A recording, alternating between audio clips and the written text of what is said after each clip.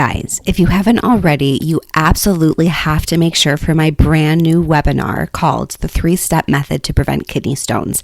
In it, I share the top 3 mistakes that I see people make every single day when trying to prevent kidney stones. And of course, I'll share what to do instead. I'll also be talking about the exact step-by-step method that I've used to help hundreds of people stop kidney stones in my course, Kidney Stone Nutrition School. Make sure to register for this free webinar at www.kidneystoneclass.com. I cannot wait to see you there. Welcome to the Eat Away Kidney Stones podcast. I'm your host, registered dietitian and kidney stone expert, Melanie Betts. After learning a ton about kidney stones and helping people prevent stones at the University of Chicago, I was fed up with all the terrible advice people were finding online. So I decided to do something about it. The Kidney Dietitian was born. This podcast is for people who want to learn what actually works to prevent kidney stones and still enjoy life, eating, and their favorite foods. Let's dive in.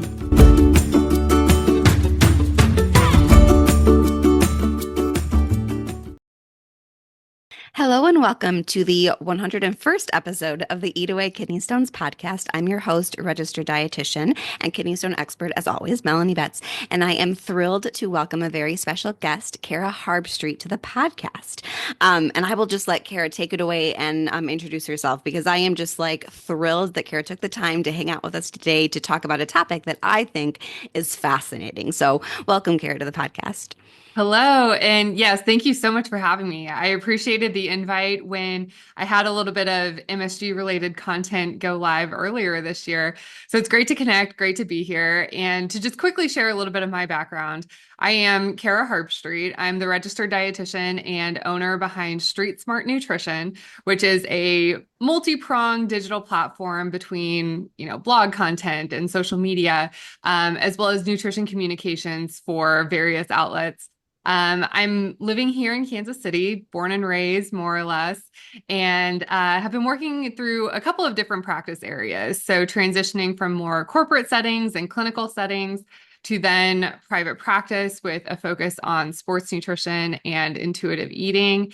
And then that gradually transitioned to more project-based work and consulting in the nutrition communication space, which is kind of a fancy way of describing PR for food. It's a lot of recipe development, a lot of content creation around different messaging, whether that's evergreen for any time of the year or things that are a little more seasonal and timely. And then, of course, a lot of nutrition communications lately has been busting myths and trying to stay ahead of the misinformation around various food topics with things like the science and safety of what we'll get into in a little bit. That's actually become an even bigger focus of my work lately.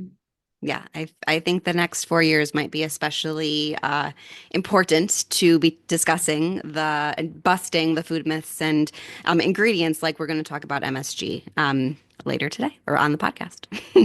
Yeah, absolutely. That's fascinating. One of my all-time favorite topics too. So awesome. Yeah. You're like the quintessential modern virtual dietitian. I'm so jealous. Did you ever work in a traditional clinical dietitian job? Yeah. I mean, I love the face-to-face setting. Don't get me wrong. I went from kind of a corporate wellness setting, so doing a lot of health fairs and employee wellness programming and cooking demos and classes. And it was fantastic. And then my most recent clinical role was in a pediatric hospital. So whether we were, in the main campus in, the big hospital setting, whether it was our outpatient clinics, that face-to-face work was fantastic. And then, of course, I transitioned to private practice in the day and age where you would still have a brick and mortar. Telehealth was just, starting to become a real thing. And then a lot of it, and I think this is probably true for a lot of private practice dietitians, when COVID hit and all of a sudden, things are shut down, I let go of my office lease. And by then the technology for telehealth had really caught up. And now, and the acceptance too, right? Exactly. People expect it to be an option now, whereas pre-COVID, that would be so weird to work with. My clients love the convenience of it. I'm sure your audience can probably relate to that too. It's like when your time is stretched so thin to be able to just log in, run your session, have that conversation. Wow. It just lowers the barriers, I think, for, getting that support and partnership with a health professional that you really trust and want to work with. Absolutely. It's one silver lining I think that came out of COVID is telehealth is here to stay, clearly. Exactly how it stays is unclear, but it definitely in some capacity is here to stay. So, and I love that it increases the um, availability of specialists such as each other, right? Like, for kidney stones, it's sometimes hard to find a doctor or dietitian who really specializes in that. And so you can reach people literally all over the world, which is pretty cool. Yes, absolutely. You start getting into some of these more specialized practice areas where general nutrition advice may or may not really apply. I mean, there's so much Hmm. nuance behind nutrition. I say that all the time. And, we start getting into individual cases, like very highly personalized nutrition recommendations. Hmm. And yeah, I mean, that can be a great setting to have a conversation like that instead of, hey, I read this article Right. or I heard this in the news or whatever it may be. Yeah, for sure. For sure. Awesome.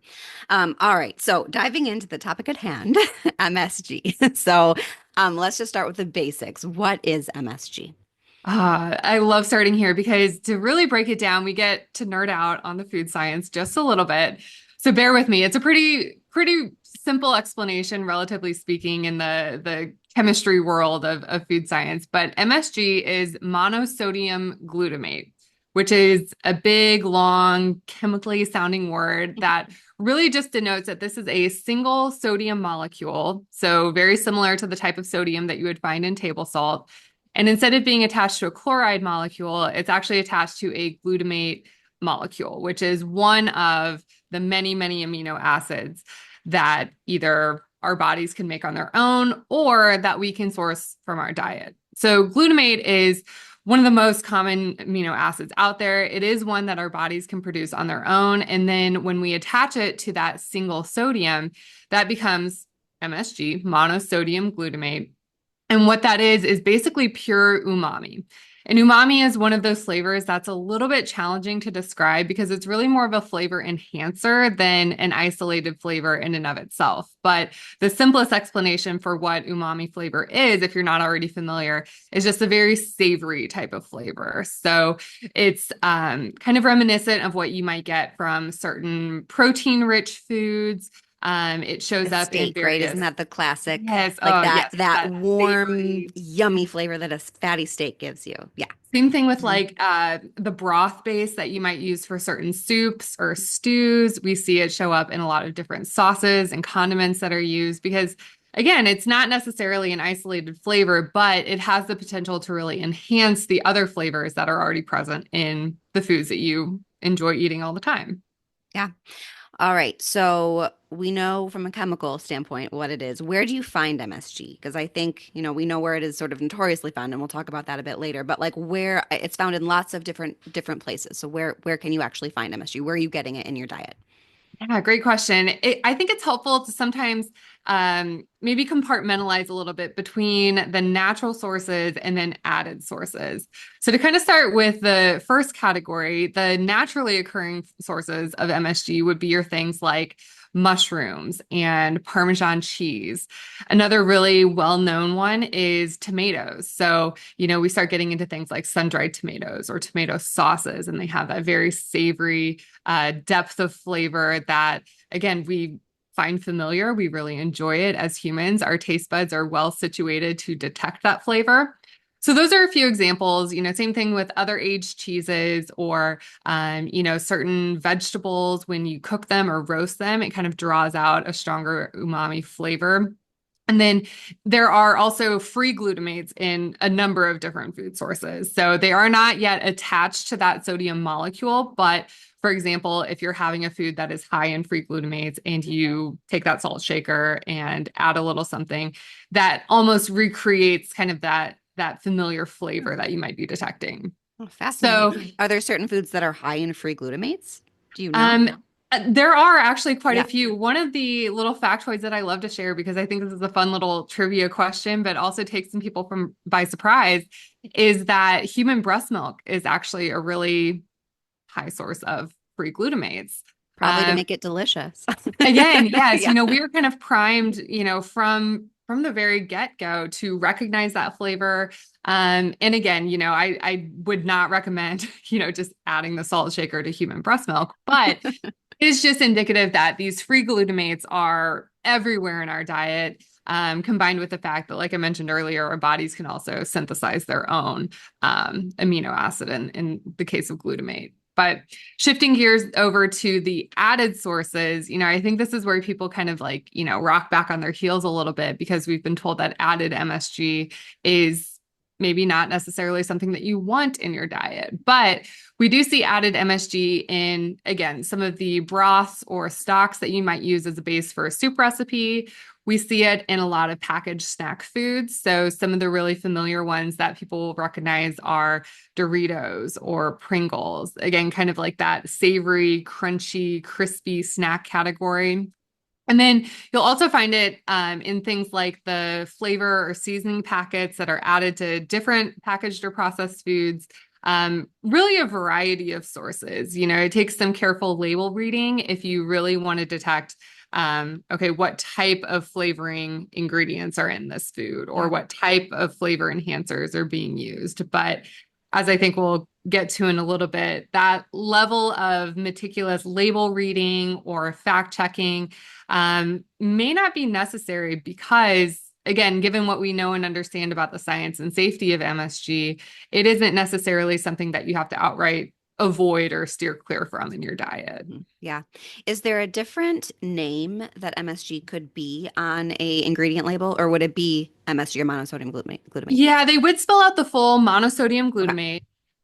It gets a little bit tricky. Again, labeling and regulatory practices are not my area of expertise, but there are some different, I guess, categories of things like, natural flavors, or sometimes you might find it as part of like a yeast extract. The labeling regulations do get pretty intricate because, again, when we have a food that is, let's say, high in those free glutamates, and then there is added sodium from a separate ingredient source, that creates kind of a blurred line between, okay, well, technically those two could combine and form that MSG molecule in this food, but It's not being there's added. exactly, there's no precise or accurate way to quantify that and then indicate that on a label. But again, I kind of hesitate to even suggest that that's something that we should be wary of because, this is also occurring in non-packaged foods, cooked from scratch foods that would not have a nutrition label or an ingredient list of any kind.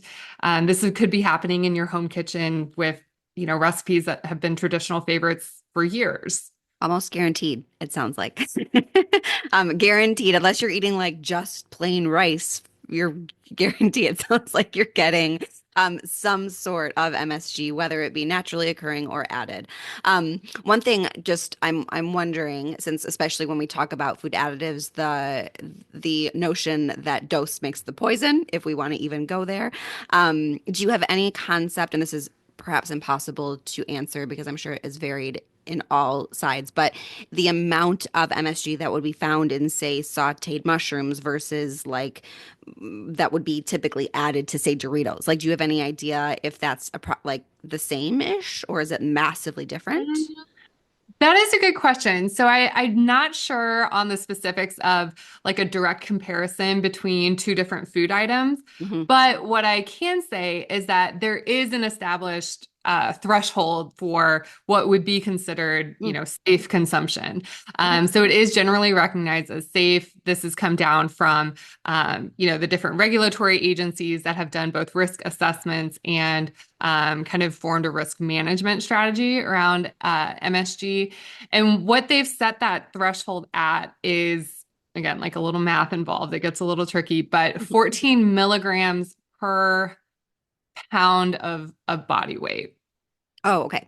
So we can safely consume about 14 milligrams of MSG per pound of body weight. Yes. So And that's a so lot. what that, Like, I mean, when you actually convert that into something like a gram amount, it ends up being, roughly, again, based on body size, it's variable, but could be anywhere from, let's say, 2.5 grams up to, maybe three plus on the high end. And when we compare that against what the typical American diet typically provides, it is about double that. The average American is probably eating anywhere from about half a gram to maybe a gram per day. And that is significantly less compared to some other cultures and cuisines around the world that are much much higher in these umami rich foods, whether it's a Mhm. naturally occurring source of MSG or added as a flavor enhancer. Yeah. So the bottom line is, we do have that understanding of where that threshold is at. In all likelihood, even if you inadvertently, consume more than that, the risk to your health is still relatively low because of the layers of safety that have gone into consideration there. And at the end of the day, you and I living in the United States, eating a typical American diet, are not going to hit or exceed that threshold unless we consciously go out of our way and just, really seek out these high sources. Yeah, so that really answered my next question, which is there data on the safety of MSG? And I also wanted to comment that even if you did happen to go over one day, like that's really not going to do anything for your health. I imagine you might start seeing health outcomes if you were way, way over consistently, like day after day after day after day, which just like isn't going to happen. Exactly. Yeah. That's a good reminder for all of us, I think. When we see these numbers, we kind of think like, "Ooh, playing with fire here. We got to be careful." And truly, to again micromanage your day-to-day intake to that degree, you kind of hit a point of diminishing returns. Like it's helpful to maybe have that added awareness or, maybe hold it in the back of your mind as something to be conscious of or to think about. But again, this is a safety threshold that is established. If you were to eat that amount day after day after day for the rest of your life, again, it's set at such a level that it's taken that into account. And because we have both the naturally occurring sources and those added sources, even if you were to, let's say, eliminate all of those added sources, it likely isn't realistic for most people to think that they're going to entirely eliminate all naturally occurring sources of MSG. Yeah. And I think it's a good point to mention that too much of anything is harmful, right? Like you can die from too much water. Oh, So, because I know people always argue, well, there's this top, this upper limit that I shouldn't be eating. That means I should be eating zero. That means zero is better. And that just simply isn't true because then you literally wouldn't be able to eat anything from an MSG or any other ingredient standpoint, right? Like, again, too much water can kill you. Here in Kidney Stone World, we talk a lot about sodium, which we'll talk more about later too. But like people think, oh, like less sodium is better. Well, no, like sodium could kill you if you ate a ton of it, but you also need some of it. So like it's not this all or nothing. It's not this black and white thing. exactly. And you're right. That applies to so many things, even just, environmental exposures, set diet aside for a minute. And, we kind of contend with these, environmental aspects as well. And one reminder I really like to offer is that there's a difference between the presence of a hazard, which again, given the exposure level, given the dose, given, a number of other factors, could become a risk. For certain people, their susceptibility to that risk may be higher or lower compared to someone else. But just the mere presence of a hazard, like, a dietary element or something in your environment or anything else, does not automatically mean that it's a threat to your health, that, Going to drastic happen. changes are warranted. Mhm. It just means, hey, it's there. We know about it. This is something to be aware of, but doesn't necessarily need to set off the, red alarm bells and everything else that you might think is warranted based on, kind of the ruckus that may be going on in digital spaces or the news or media, wherever it may be coming from. Yeah, absolutely. All right. So we sort of talked about sodium and glutamate and like how those things might work together. But when we think about this in the context of a low sodium diet in general, whether it's for kidney stone prevention or heart health or blood pressure control or whatever, I think that MSG really can actually be a helpful tool in helping people enjoy really delicious food and eat less sodium. So can you comment on that a little bit?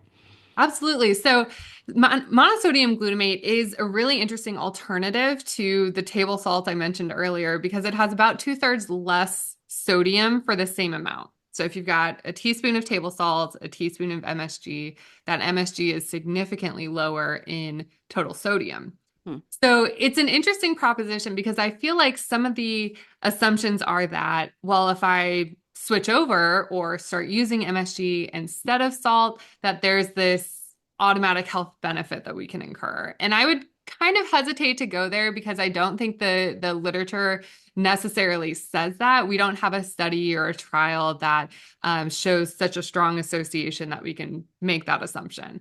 But what you mentioned about the palatability of foods and just helping our foods taste better so that we enjoy eating them more, I absolutely agree that that is one of the biggest benefits of MSG.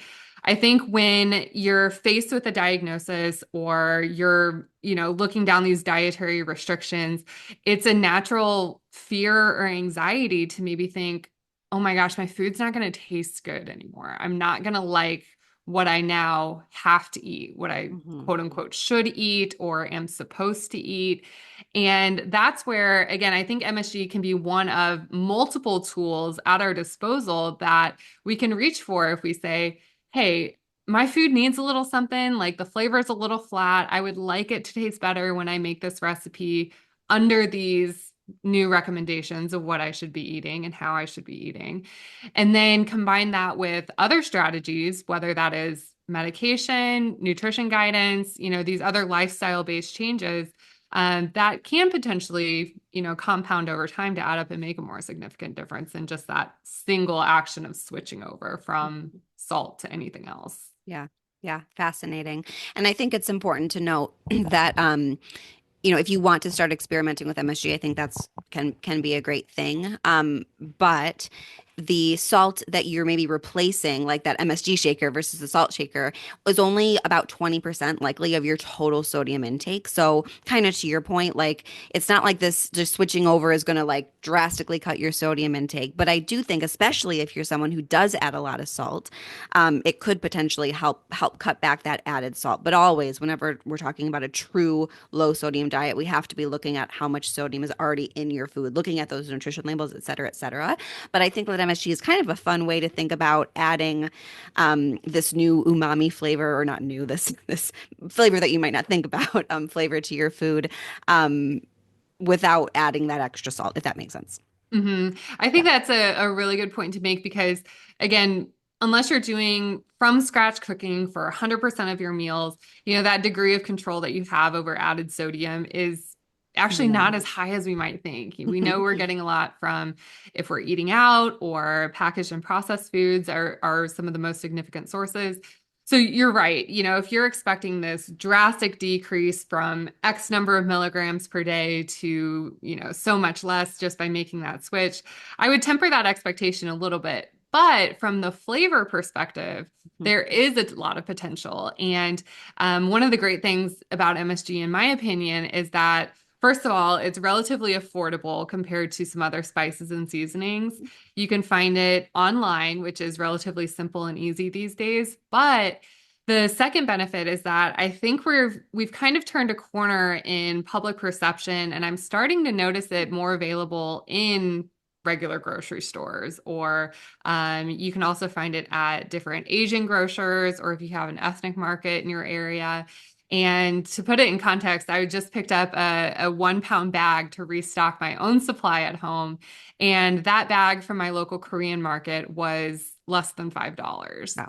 A pound. That's a lot, I imagine. That is a lot. Yes. I mean, we stock up maybe a couple of times a year, and we are probably what I would consider more heavy users, than maybe the typical household.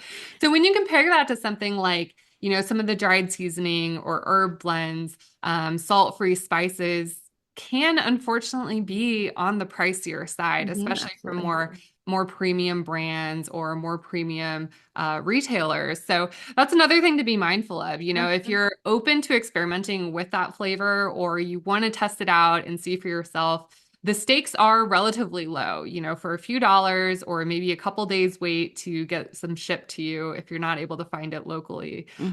It can be an interesting way to just test it out and again, see for yourself. I'm obviously a huge fan of that umami flavor profile in general.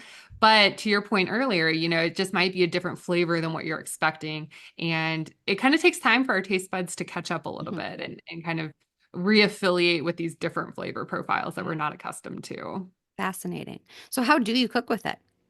Great question. This is one of my favorites where it gets really, really fun.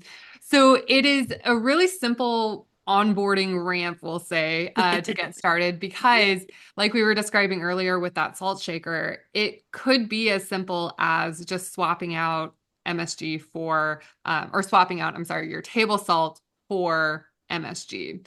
It's still going to be that small crystallized white powder. The crystal shape and size will be a little bit different compared to something like, let's say, a coarse ground sea salt or, kosher salt, etc.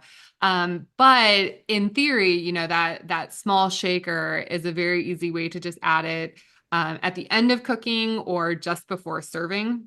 A lot of people are not at that point where they just want to go all in. So if that sounds like you, what I would recommend instead is trying a blend.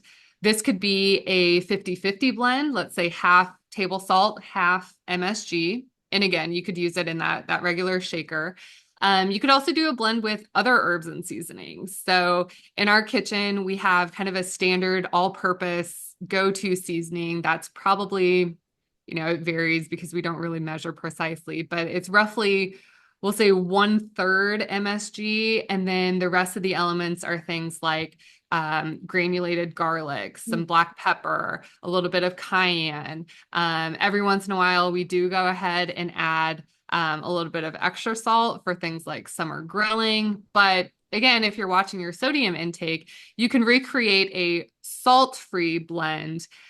Just be mindful that because there is still that inherent sodium content within MSG, it's not a sodium-free spice blend. But much less, 1/3 the sodium of exactly. Yes. Of salt. So to be really clear, you'll have a salt-free seasoning, but it won't be a sodium-free seasoning. Right. Yes. Yeah.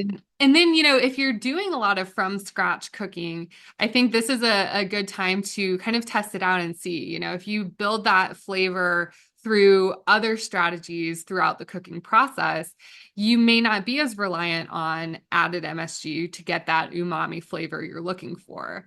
This could be things like, browning or searing your proteins before they go in the, braising pan or slow cooker. Maybe this is a dry rub that you're adding to your grilled proteins. Maybe it's a sauce or a dressing or a soup base or something else like that. I personally will use MSG throughout the cooking process. So in that dry rub or in that soup base. And then for other dishes, it's really just more of that finishing aspect, hey, we're at the table, everything's about to be served. Let me just give it a little sprinkle, just a little dash right before I take that first bite. And I think the last thing I would add about getting started with cooking MSG is to maybe set aside the naysayers who assume that, oh, well, this is a flavor enhancer. If you have to rely on MSG to enhance flavor, like you're not doing a good job of cooking. Oh, or you're not Yeah. a skilled home chef.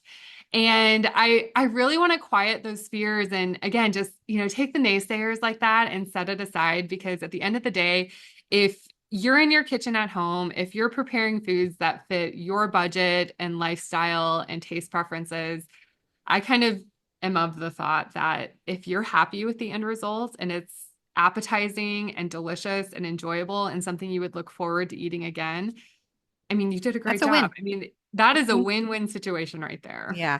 Well, and that's a ridiculous argument anyway, because chefs, like top chefs in the world, use salt to flavor their food. So you're just like choosing a different ingredient, right? Like it's the same thing. It's that's silly. Yeah, I think about, the pinnacle of fine dining, a lot of times that very classic French style cooking is elevated as like, peak, top cuisine, fine dining. Mhm. And they're using a lot of butter, a lot of salt, a lot of these same cooking Flavor methods enhancers. exactly to enhance the flavor. And that's why it tastes so good. And so, Mhm. it is just kind of that mental barrier that we've got to jump across and think, well, if we use other seasonings, whether it's fresh herbs or added fats that carry flavor a little bit better, whatever it may be, there's multiple ways to infuse more flavor into every bite. But because MSG is pure umami, it's just that much simpler and more effective, which can Yeah. be a nice little shortcut to take if you're, And just fun stressed. to play with. I mean, I will admit, I've only used it a handful of times from like random samples I got at Fancy.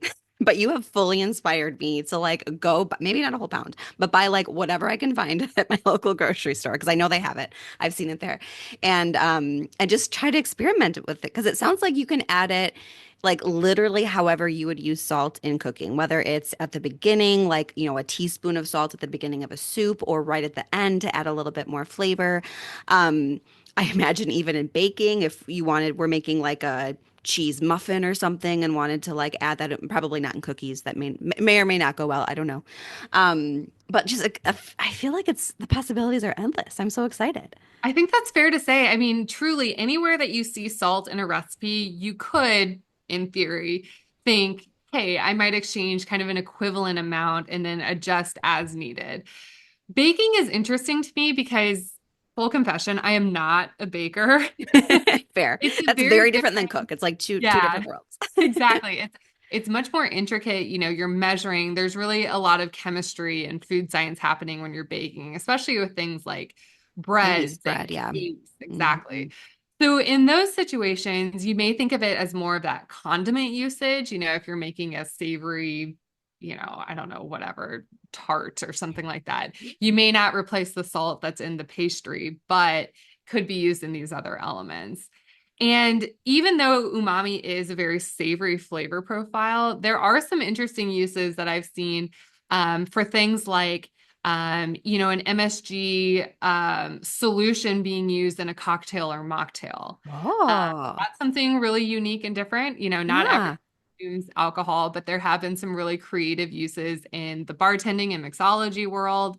In the baking world, in kind of that more sweet flavor profile, I have seen it used in some things like, brownies or cookies that kind of use either maybe like a tahini or miso type of flavor that's Mm-hmm. also very savory.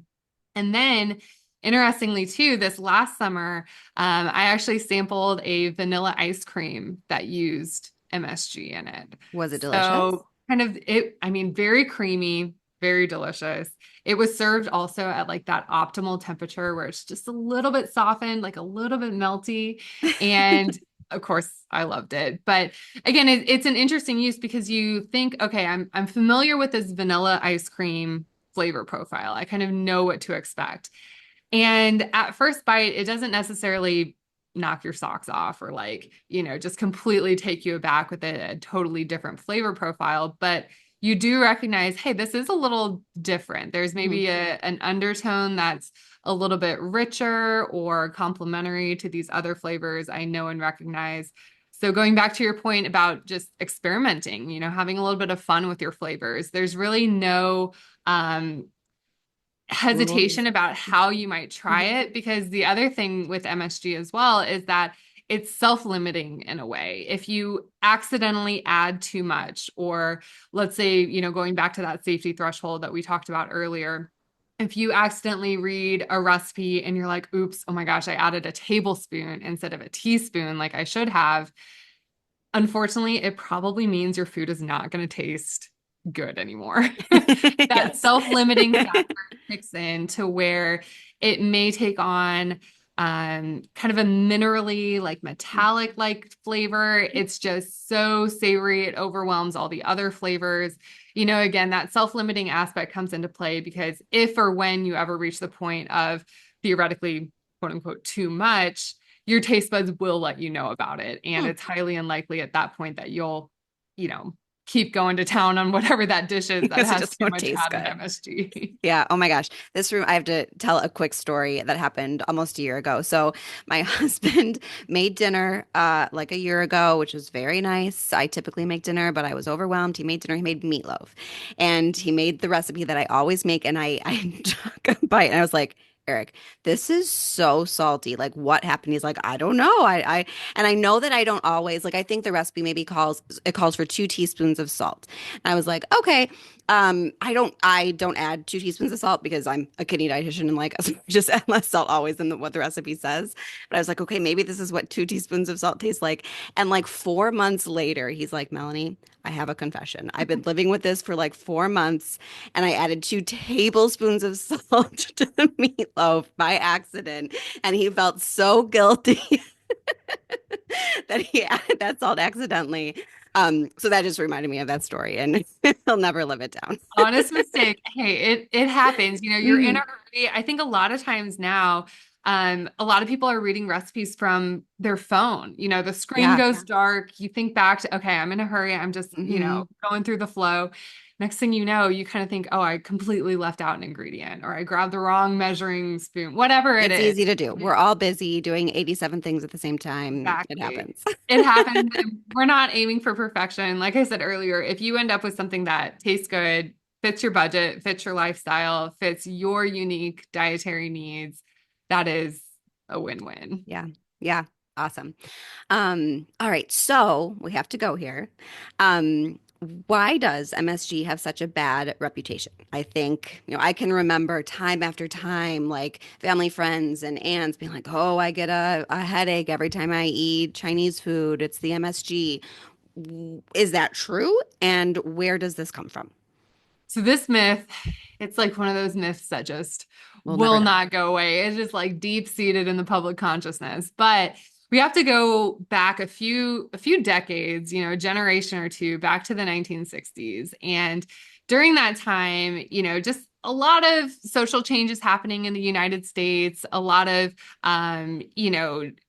melting pot type of features, we'll say, with ethnic cuisines coming to the forefront and just being more accessible to the average white American who's more used to a Eurocentric diet. And at that time, there was a letter that was written to the New England Journal of Medicine. So that's a very prestigious, very well-known medical journal. And although this was not a trial or a study per se, this letter to the editor alluded to some of these vague symptoms, kind of similar to what you described, things like headache and feeling lethargic after eating at a Chinese restaurant. And so the assumption or the implication from that letter was that the source or the culprit of those symptoms was the Chinese food. Well, okay, what in the Chinese food? They really pointed pretty directly at MSG. So as time goes on, kind of the notoriety of this letter and these claims started to spread. Next thing you know, we're seeing, signs in restaurant windows saying no MSG. Mhm. And that was really an effort on the part of these Chinese American restaurant owners to signal to the public, hey, our food is safe. It is high quality. It is good. It is, it's fine for you to eat. Like, please don't hurt our business. And that's where, again, these myths and the misinformation behind it have just steamrolled into the future, up to the present day, because after that, we do what humans do. We get curious and we look to the scientists and we say, hey, like, let's look into this. There's something here with these claims. Let's investigate. Well, a lot of the early studies were unfortunately not well designed according to modern standards, or how we might approach that theory or question in the present day. So they were using animal models and doses and ingestion, mechanisms that don't actually replicate what it would be Real life. like if you were to sit down and have MSG in that meal. So it didn't really tell us a whole lot about the potential mechanisms of how that might be causing these vague symptoms, or what the link may be, if any. So, unfortunately, a lot of these early claims for things like, hey, I had a big meal at the Chinese buffet, then I had these vague symptoms, those have not been replicated or reproduced in what we would consider higher quality trials or study designs. So it's been really difficult to pinpoint and say, yeah, there was merit to this letter. At this point, the cat's out of the bag. We can't really, take those claims and just forget we ever heard them. And so I think for a lot of people, it's not necessarily that they believe those claims or they're aware of the origins of those claims, But because it is such a pervasive myth, they may have heard it from a second or a third degree source, like, my mom's friend's cousin, Oh, who ate at this restaurant several state lines away, whatever the case may be.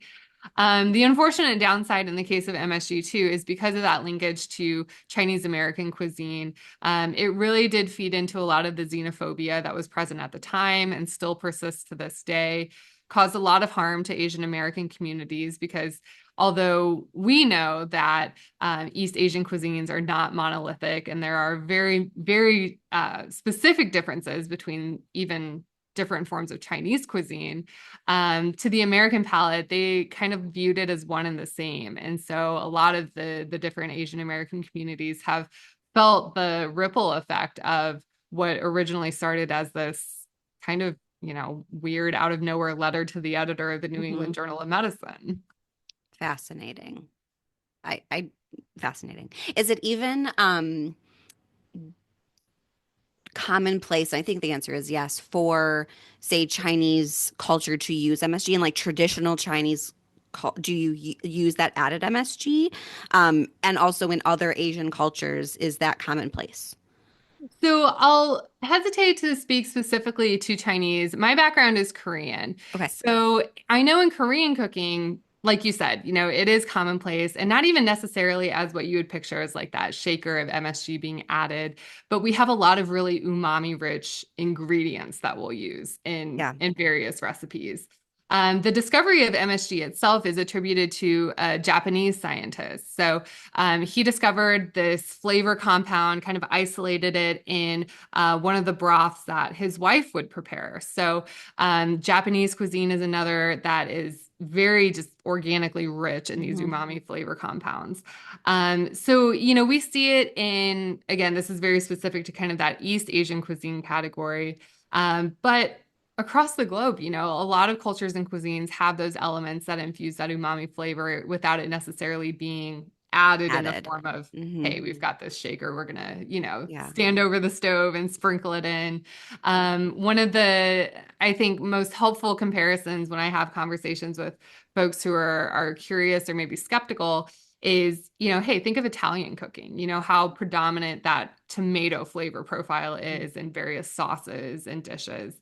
It's really, at the end of the day, not much different. Same concept, right? Like same theory of using these ingredients to infuse rich umami flavor. But the way that you go about doing it just looks different. Yeah, like all that seared meat in like a sauce, like in an Italian. Yeah. So it's definitely, so certainly that flavor profile is very prevalent across most Asian cuisines, it sounds like, but adding MSG is not generally like is how it's gotten there. It's from all of those different ingredients, it sounds like. Right. When was that added MSG compound isolated? Like when did that happen? Ish. Oh, I would have to fact check this. It's well over 100 years ago. It Okay, was so a long time ago. Okay. Yeah. Yeah. Okay. Yeah. And it's been funny. I'll sometimes be browsing on, like Etsy or something like that. And you'll see like these old prints or these old advertisements that someone has found and restored or digitized or whatever. And a friend had actually sent me a version of one of the very early advertisements for Ajinomoto, which is one of the Mhm. manufacturers of MSG. And I forget the exact date. It might have been late 1940s, well before this letter to the New England Journal of Medicine.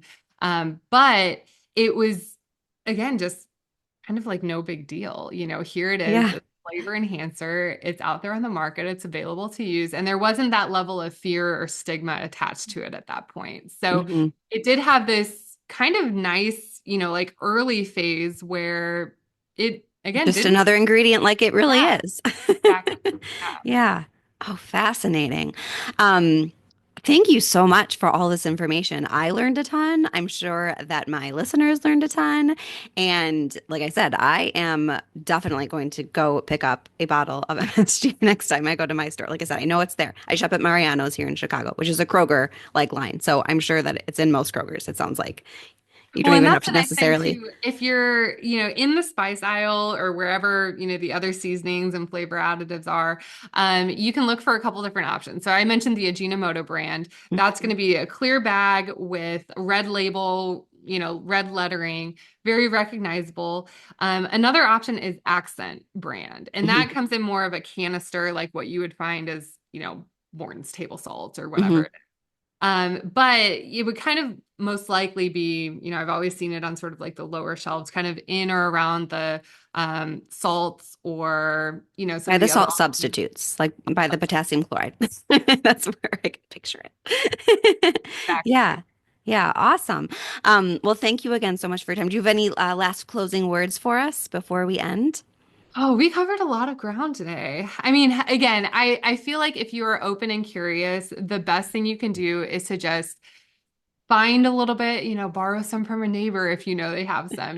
Don't feel like you have to go all in and buy a 1 pound bag. But I think the best test truly is your taste buds, right? Like your taste preferences better than anyone. And you also know your lifestyle and your dietary needs better than anyone. So, I could sit here and share why I think it's beneficial, but if at the end of the day you taste it for yourself and you think, it's Yeah. fine, but I don't love it.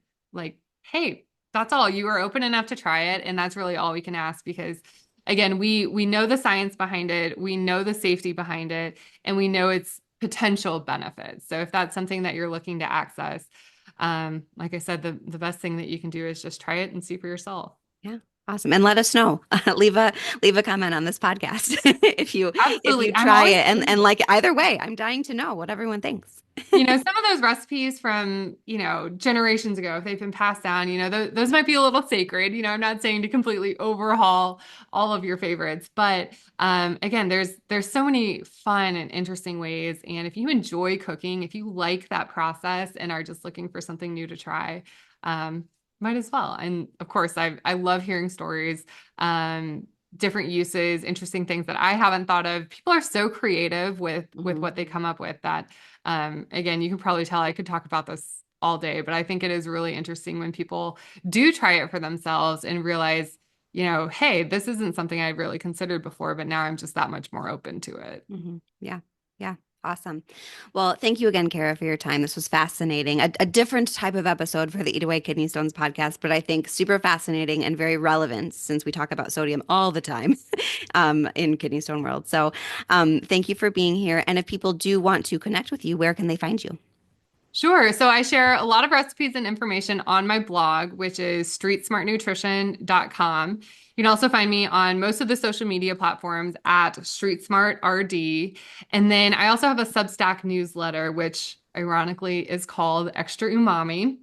So that's where I talk about a lot of different topics, but each week I try to do a short brief of just what's trending in the nutrition world, covering different wellness topics or food policy topics that don't necessarily fit into a small caption under an Yeah. Instagram post. Yeah, awesome, awesome. And I will link to all of that in the show notes so people can easily find you. And thank you, all of the listeners out there, for joining us again for the Eat Away Kidney Stones podcast. And I look forward to seeing everyone again next Wednesday. Thank you for listening to today's episode. For more help with kidney stones, check out my website, www.thekidneydietitian.org. For more personalized help from me, check out my online course, Kidney Stone Nutrition School. VIP enrollment includes help directly from me. I can't wait to see you there and help you prevent kidney stones. Have a great day.